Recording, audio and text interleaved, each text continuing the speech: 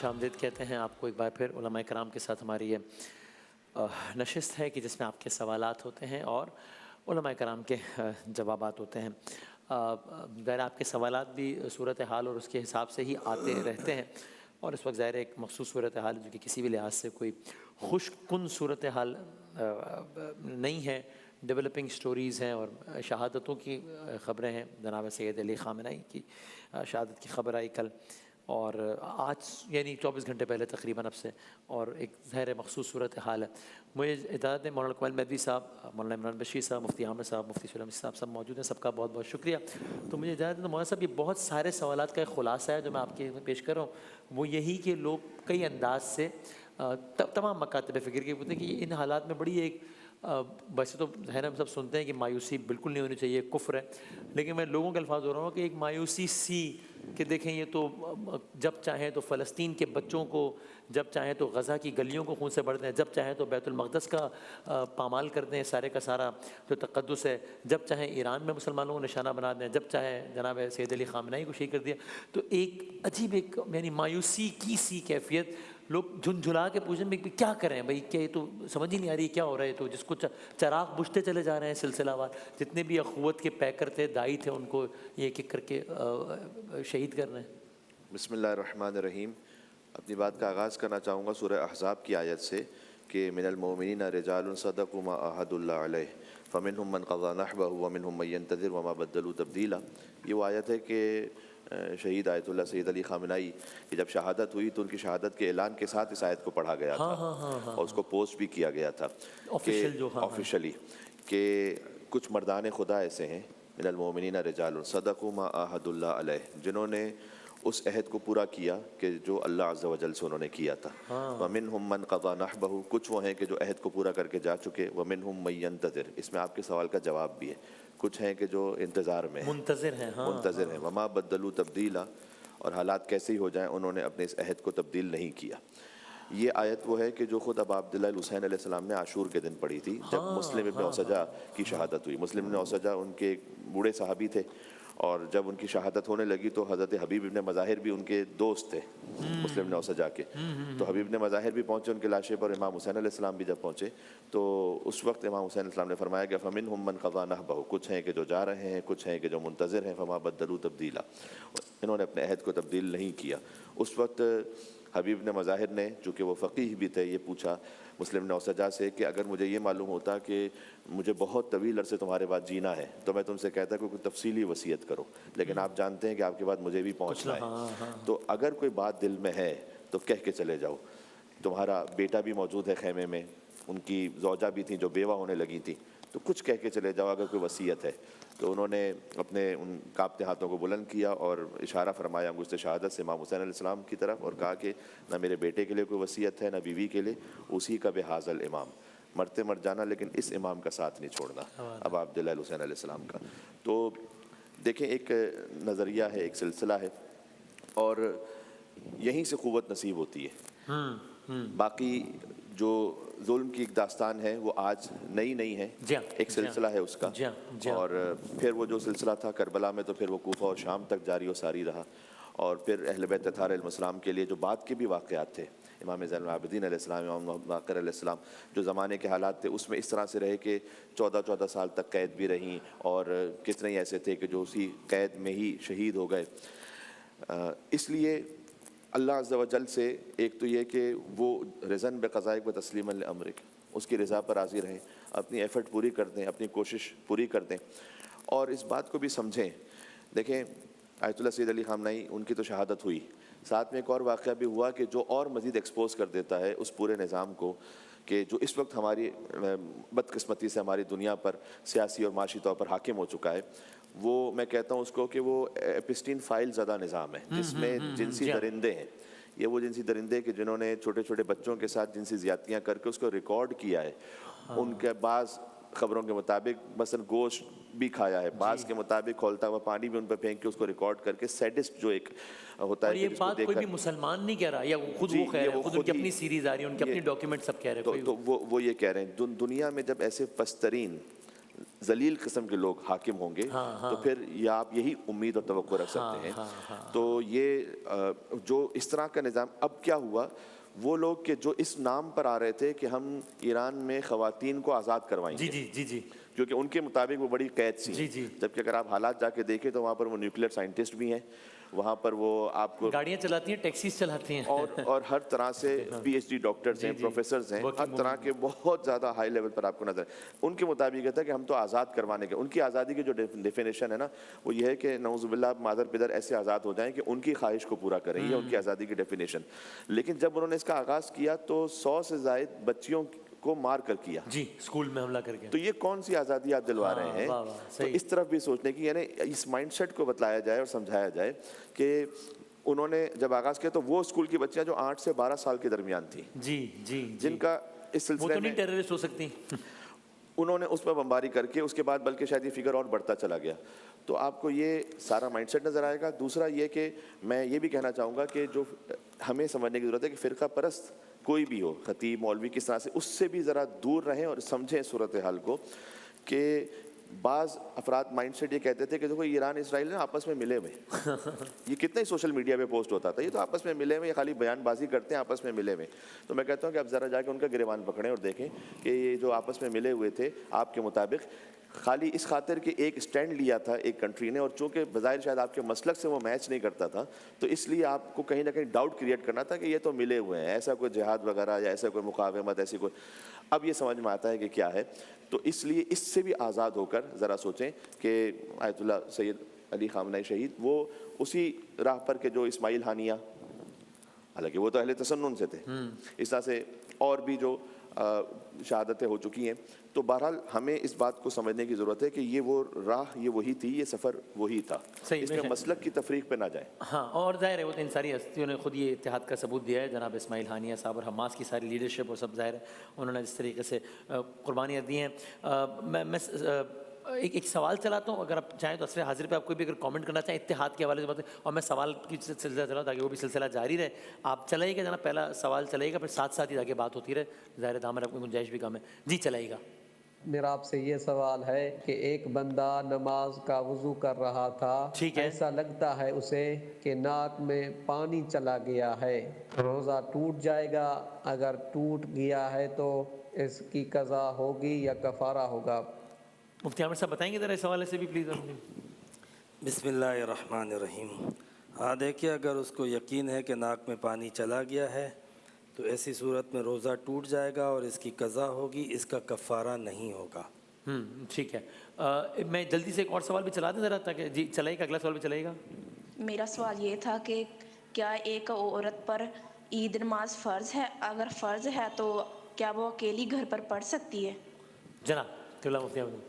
جی نہیں، خواتین کے اوپر یہ نمازیں جو ہے وہ فرض نہیں ہے، اور اگر وہ پڑھنا چاہیں تو بے شک پڑھ سکتی ہیں. جس طرح جمعہ بھی خواتین کے اوپر واجب نہیں ہے، صحیح ہے صحیح ہے، اسی طرح عیدین بھی واجب نہیں ہے، لیکن اگر وہ پڑھنا چاہیں اور اہتمام ہو تو وہ شامل ہو سکتی ہیں. بالکل ٹھیک ہے بالکل ٹھیک. اچھا نا، اگلا سوال چلائیں. مولانا بشیر صاحب بتائیے گا جناب. میرا کویشچن یہ ہے کہ آج کل ہمارے معاشرے میں یہ بہت دیکھا گیا ہے کہ رشتہ دار آپس میں قطع تعلقی کر لیتے ہیں، چھوٹی چھوٹی بات پہ تعلق ٹوٹ جاتے ہیں. تو اس سلسلے میں علماء کرام سے چاہتا ہوں کہ رہنمائی فرمائیں کہ رشتہ داروں کے ساتھ سلوک. یہ مولانا بشیر صاحب بتائیے گا. جی جی. شب قدر میں اللہ تعالیٰ سب کی بخشش فرما دیتے ہیں سوائے 4 لوگوں کے. اس میں سے قاطع الرحم، جو رشتہ داروں سے قطع تعلقی کرے، اس کی شب قدر میں بھی بخشش نہیں ہے. اور ایک بخاری کی روایت میں کہ ما من ذنب اجدر ان يعجل لصاحبه العقوبہ مع ما يدخر له من البغي وقطيعة الرحم، کہ 2 گناہوں کی سزا رب دنیا میں عطا فرماتے ہیں، ایک ظلم کرنا اور دوسرا رشتہ داروں سے قطع تعلقی کرنا.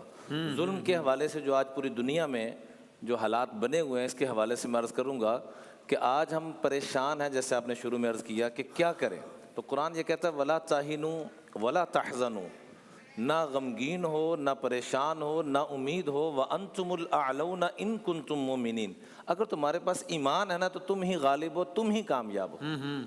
دیکھنا یہ ہے کہ جانا تو ہے ہر ایک نے، کل نفس ذائقۃ الموت کل من علیہا فان، لیکن دیکھنا یہ ہے کہ کیا میں جاتے ہوئے کی تیاری کر رہا ہوں کہ نہیں کر رہا ہوں. اس لیے قرآن کہتا ہے وَلَا تَنَازَعُوا فَتَفْشَلُوا وَتَذْهَبَ رِيحُكُمْ وَاصْبِرُوا، آپس میں جھگڑوں کو چھوڑ دو ورنہ تمہیں پتہ بھی نہیں چلے گا کہ کہاں جا کے تم برباد ہو جاؤ گے، ہلاک ہو جاؤ گے۔ تمہاری ہوا اللہ بکھیر دے گا، تمہاری طاقت کو بکھیر دے گا۔ وَاعْتَصِمُوا بِحَبْلِ اللَّهِ جَمِيعًا وَلَا تَفَرَّقُوا، اس پہ آنا ہے۔ اور آقا کریم علیہ السلام نے اس دور میں فرما دیا تھا حذیفہ بن یمان رضی اللہ تعالیٰ عنہ کو، کیا حذیفہ میری امت پہ ایک وقت ایسا آئے گا کہ لوگ ایسے ان کو کھائیں گے جیسے دعوت ولیمے پہ لوگ کھانا کھاتے ہیں۔ تو پوچھا گیا یا رسول اللہ کیا اس وقت ہم کم ہوں گے؟ فرمایا نہیں، تم بہت زیادہ ہوگے۔ تو پھر ایسے کیوں ہوگا؟ فرمایا دو چیزیں تمہارے اندر آ جائیں گی جس وجہ سے تباہی ہوگی، حب الدنیا و کراہیت الموت، دنیا کی محبت اور آخرت کی نفرت۔ اللہ سے ملاقات کا شوق ہی ختم ہو جائے گا۔ اس لیے آج جو ہم دنیا میں مسلمان جہاں بھی ذلیل ہو رہا ہے، جس کو علامہ اقبال صاحب نے یوں کہا اور ہوتا رہے گا جب تک باز نہیں آئے گے، وہ معزز سے زمانے میں مسلمان ہو کر ہم خار ہوئے تارک قرآن ہو کر۔ اب رمضان کا مہینہ جس کی نسبت قرآن سے جڑی ہوئی ہے، کیا ہم رمضان میں بھی قرآن سے جڑے ہیں؟ تو آئیے تجدید عہد کرنے کی ضرورت ہے اور قرآن سے جڑیں۔ اللہ پاک اس کے صدقے سے امام حسین نے کربلا میں جا کے بھی قرآن نہیں چھوڑا اور ہم روٹین میں چھوڑے بیٹھے ہیں۔ واہ واہ، کیا ہے۔ چلیں اس سوال چلے گا، مفتی سہیل صاحب جواب دیں گے انشاءاللہ۔ اگر کسی میاں بیوی کے ہاں اولاد نہ ہو اور وہ کسی دوسرے کا بچہ لے کر اس کی پرورش کریں، اس کی مکمل ذمہ داری اٹھائیں اور اسے اپنی اولاد کی طرح پالیں، کہ جب اس بچے کا بے فام یا دیگر سرکاری کاغذات بنوائے جائیں تو والدین کے کھانے میں کس کا نام لکھا جائے گا؟ کیا وہ بچہ شرعی طور پر اپنے اصل والدین کی طرف ہی منسوب رہے گا؟ وراثت کے معاملے میں اس بچے کا ٹھیک ہے، حق کس میں کے سمجھ گیا۔ ساتھ؟ دو سوالات ہیں، ایڈاپٹڈ چائلڈ ہے تو ولدیت کے خانے میں کیا نام آئے گا، اور کیا وہ وراثت میں حصہ دار ہو سکتا ہے؟ بسم اللہ الرحمن الرحیم، صلی اللہ علیہ وعلا آلہ واصحابہ وبارک وسلم۔ بڑی آسانی کے ساتھ لوگ ایڈاپٹ کر لیتے ہیں جی جی جی، اور اس کو اپنا بیٹا سمجھتے ہیں یا بیٹی سمجھتے ہیں۔ یاد رکھیں کہ بچہ ہے تو بالغ ہونے کے بعد جو اپنے آپ کو ماں سمجھ رہی ہے نا، اس کے ساتھ اس کا کوئی رشتہ نہیں ہے، اور بچی ہے بالغہ ہونے کے بعد جو اپنے آپ کو اس کا باپ سمجھ رہا ہے، کوئی رشتہ نہیں یہ ہے۔ اتنے ہی نامحرم دوسرے جتنے کوئی اور مرد اور عورت نامحرم ہے؟ جی ہاں، اگر ایڈاپٹ کرنا ہی ہے تو پھر بہتر یہ ہے کہ جیسے مرد اپنی طرف سے کسی خاتون کا مدت رضاعت میں دودھ پلوا دے، یا خاتون جو ہے اپنی کسی بہن کا یا قریبی رشتہ دار کا خاتون کا دودھ پلوا دے مدت رضاعت میں، تاکہ کوئی نہ کوئی رشتہ قائم ہو جائے۔ جی، دوسری بات یہ ہے کہ اگر وہ بڑا ہو جائے، جو کچھ بھی ہے، ولدیت کے خانے میں آپ اپنا نام نہیں لکھ سکتے، کوئی صورت نہیں ہے، کوئی صورت نہیں ہے۔ ادعوہم لآبائہم قرآن کریم کا واضح حکم ہے، تو لہٰذا سرپرست میں یا گارڈینز میں آپ اپنا نام لکھ سکتے ہیں، آپ ولدیت کے خانے میں اپنا نام نہیں لکھ سکتے۔ اس کا جو اصل باپ ہے اسی کا نام لکھا جائے گا۔ وراثت میں کیا ہوگا؟ اور وراثت میں اس کا کوئی حصہ نہیں ہوگا۔ اس کی بھی کوئی صورت نہیں ہے؟ یہ ہے کہ جو اپنے آپ کو باپ کہہ رہا ہے وہ اس کو کوئی تحفتاً دے دے اپنی زندگی میں، وہ ایک علیحدہ بات ہے، وراثت میں لے پالک کا کوئی حصہ نہیں ہوتا۔ ایک سوال اور چلا دیں، مفتی سہیل صاحب جواب دے دیں گے آخری میں جلدی سے۔ جی، میرا سوال یہ ہے کہ آپ سحری کر لیں اور آپ نیت کر لیں، اگر کچھ دوبارہ کھانے کی طلب من جائے تو اگر ٹائم پڑا تو کیا آپ دوبارہ کچھ کھا سکتے ہیں؟ وہ کہہ رہے ہیں ٹائم باقی ہے، یعنی ہم نے مطلب 5:25 پہ روزہ اگر بند ہو رہا ہے تو 5:20 پہ آپ نے کر کے نیت کر لی کہ میں نے روزہ اختیار کر لیا ہے، پھر آپ نے دیکھا 5:23 ہے، ابھی 2 منٹ ہیں، ایک گھٹ اور مار لو، تو یہ چلے گا؟ جب تک وقت ختم نہیں ہوتا اس سے پہلے بالکل کھا سکتے ہیں، ایسا نہیں کہ نیت کر لی اب ختم، ایسا نہیں ہے۔ وقت کے اختتام سے پہلے کھا بھی سکتے ہیں، پی بھی سکتے ہیں۔ وسیم میں چند کمنٹس اگر اجازت دیں۔ دیکھیں، یہ ایک عرصے سے نا تقریباً 20 سے 25 سال سے یہ سانحات ہو رہے ہیں، ٹھیک ہے، کبھی کس کو مارا جا رہا ہے، کبھی کس کو مارا جا رہا ہے، دنیا تماشا دیکھ رہی ہے۔ اچھا، کہنے والے یہ کہتے تھے بھائی وہ تو ملا ہوا تھا، اس نے یہ کیا تھا، وہ کیا تھا، دنیا نے کچھ نہیں کہا۔ اب ہوتے ہوتے بات یہاں تک پہنچ گئی ہے، تو ضرورت افسوس کی نہیں ہے، افسوس کرنے سے کچھ نہیں ہوگا، کوئی فرق نہیں پڑے گا۔ ضرورت اس بات کی ہے کہ ان اللہ لا یغیر ما بقوم حتی یغیروا ما بانفسہم۔ اللہ تعالیٰ نے اعلان فرمایا ہوا ہے کہ بے شک اللہ تعالیٰ اس قوم کی حالت نہیں بدلتا جو قوم اپنی حالت چینج نہیں کرتی۔ اپنے آپ کو بدلنے کی ضرورت ہے۔ مسلمان جس دن ایک قوم بن گئے نا، تو قرآن کہتا ہے کہ فَإِن يَكُن مِّنكُم مِّئَةٌ صَابِرَةٌ يَغْلِبُوا مِئَتَيْنِ، 100 ہوں گے تو 200 پر بھاری ہوں گے، 1000 ہوں گے تو 2000 پر بھاری ہوں گے۔ کیا تھا جنگ بدر میں؟ 313 تھے نا۔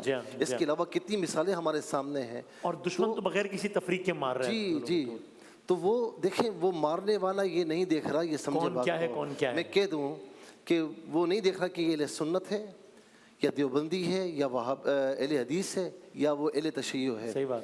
وہ مسلمان کے نام پر، اسلام کے نام پر مار رہا ہے۔ تو وہ مسجد اقصی میں بھی کر رہا ہے، غزہ میں بھی کر رہا ہے، فلسطین میں بھی کر رہا ہے، مشہد میں بھی کر رہا ہے، قم میں بھی کر رہا ہے، تہران میں بھی کر رہا ہے۔ شہید ہونے والوں میں، مرنے والوں میں سارے شامل ہیں۔ تو ضرورت اس بات کی ہے کہ آپ اختلافات رکھتے ہیں، رکھیں، دوسروں کے سامنے تو ایک ہو جائے۔ بالکل صحیح بات، جزاک اللہ۔ کچھ کہنا چاہ رہے ہیں؟ 1 منٹ ہے وہ یہ کہ اس کا جو آغاز ہے نا، جو ہم ہمیشہ اتحاد کی بات کرتے ہیں، کاش اپنے پڑوس سے کر لیں۔ پتہ ہے کس طرح؟ دیکھیں، اگر میرا پڑوسی بریلوی ہے یا دیوبندی ہے یا اہل حدیث ہے یا شیعہ ہے، اس کا حساب میں نے نہیں دینا، اس کا جواب تو اس نے خود دینا ہے۔ لیکن اگر وہ بھوکا ہے تو اس کا جواب میں نے بھی دینا ہے۔ اگر وہ مریض ہے، اس کے پاس اسباب نہیں، اس کا جواب میں نے بھی دینا ہے۔ تو جس شے کا اس نے جواب دینا نا، اس پہ رہنے دیں، جس کا آپ نے جواب دینا نا، اس کی طرف توجہ دیں۔ کیا کہیں، ہم اس کے الٹ کرتے ہیں۔ عبداللہ ابن عمر رضی اللہ تعالیٰ عنہما، ان کا پڑوسی یہودی تھا، جب بھی کھانا بناتے کو اچھی چیز تو سب سے پہلے اس کی طرف بھیجتے۔ تو پوچھا گیا وہ تو یہودی ہے، تو میں پڑوسی بھی تو ہے۔ اول الخصمین یوم القیامت جارن، کل قیامت میں سب سے پہلے پڑوسیوں کو تو پوچھا جانا ہے۔ بلکہ میں وہ حیران ہوں مفتی عامر سے، بس وقت تو ختم ہو گیا، لیکن کہ وہ میں نے کسی عالم سے پوچھا، شاید آپ میں سے، کہ وہ کہ سرکار دو عالم تشریف فرما تھے اور ایک جنازہ آیا اور آپ کھڑے ہو گئے اور وہ ایک مسلمان کا جنازہ نہیں تھا، پھر بھی وہ آپ نے، تو مطلب یہ اس طرح کے واقعات ملتے ہیں کہ انسانیت سب سے پہلے، یہ تو پھر ایک دوسرے لیول کی بات ہے، انسانیت سب سے پہلے۔ بلا شبہ آپ نے بہت اچھی بات ذکر کی۔ حضور نبی کریم علیہ السلام سے تو ہمیں ہر چیز کی مثالیں اور اگزامپل ملتی ہیں۔ سوال یہی ہے کہ نبی کریم علیہ السلام کی ساری سنتیں اور سیرتیں ہم پڑھتے، سنتے، جانتے ہیں، لیکن ان میں سے کون سی چیز ہم اپنانے کے لیے تیار ہیں؟ آج امت مسلمہ جس حالت میں ہے، اس کا ہم آج بھی سیاسی حل ڈھونڈتے ہیں، سیاسی حل ڈھونڈ رہے ہیں لوگ، ڈھونڈتے آئے ہیں، اور بڑے بڑے ماہرین بیٹھے ہوئے ہیں، لیکن جب بات آئے گی مذہب کی، جب بات آئے گی امت مسلمہ کی، تو امت مسلمہ کا گول وہی ہے، گنبد خضرا۔ امت مسلمہ دوبارہ سے اسی طریقے سے درست ہوگی جس طریقے سے پہلے امت مسلمہ بنی تھی۔ یعنی حضور نبی کریم علیہ السلام نے فرمایا کہ میری امت کے آخر زمانے کے لوگ دوبارہ اسی طرح اصلاح کریں گے اور ترقی کریں گے جس طرح پہلی ابتدا کے لوگ تھے۔ تو آج ضرورت تو یہ تھی کہ ہم اس کا مذہبی حل ڈھونڈتے، جیسے مولانا عمران بشیر صاحب نے کہا انتم الاعلون ان کنتم مؤمنین۔